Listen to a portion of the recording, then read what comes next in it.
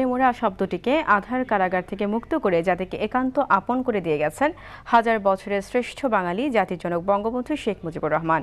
জাতির কাণ্ডারির ৯৬তম জন্মদিনে তার সংগ্রামী জীবনের কথা জানাচ্ছেন মিজানুর রহমান।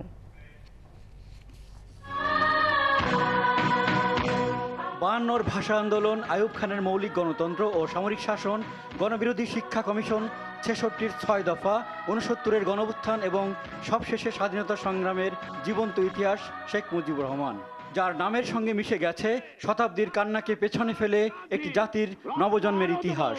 এই দেশের মানুষকে মুক্ত করে ছাড়বো ইনশাআল্লাহ।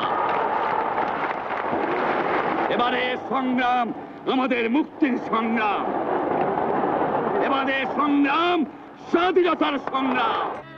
সোহরাওয়ার্দীর প্রিয় শিষ্যকে আদর করে নাতি ডাকতেন শেরেবাংলা ফজলুল হক, আর কিউবার নেতা ফিদেল ক্যাস্ট্রো হিমালয় না দেখার আক্ষেপ ভুলেছিলেন তাকে দেখেই। ছেলেবেলা থেকেই নেতৃত্ব দেওয়া পছন্দ করতেন বিশ্ব রাজনীতির অমর কবি, পোয়েট অফ পলিটিক্স।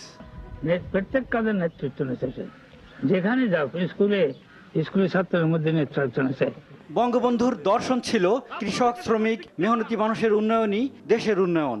আপনি চাকরি করেন, আপনার মায়না দেয় ওই গরিব কৃষক, আপনার মায়না দেয় ওই গরিব শ্রমিক, আপনার সংসার চলে ওই টাকায়।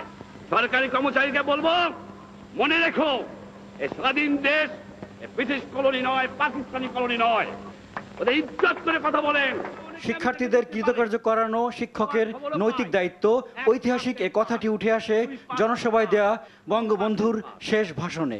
শিক্ষক সম্প্রদায়ের কাছে আমার একটা আকুল আবেদন, আপনাদের একটা কর্তব্য আছে।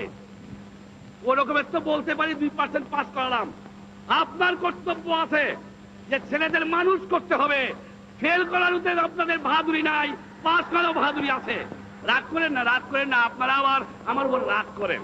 আমি নাকি বুদ্ধিজীবীদের, না না না, বুদ্ধিজীবীদের আমি কিচ্ছু বলে যত সম্মান করি, শুধু এইটুক করি যে বুদ্ধিটা একটু জনগণের খেদমতে আপনারা ব্যয় করেন, সেইটুকুই চাই।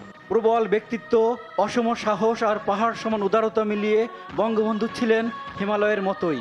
শত্রুমিত্র যাচাই না করেই তিনি বুকে টেনে নিতেন সবাইকে, আর তার মাসুলও তাকে দিতে হয়েছে সপরিবারে জীবন দিয়ে।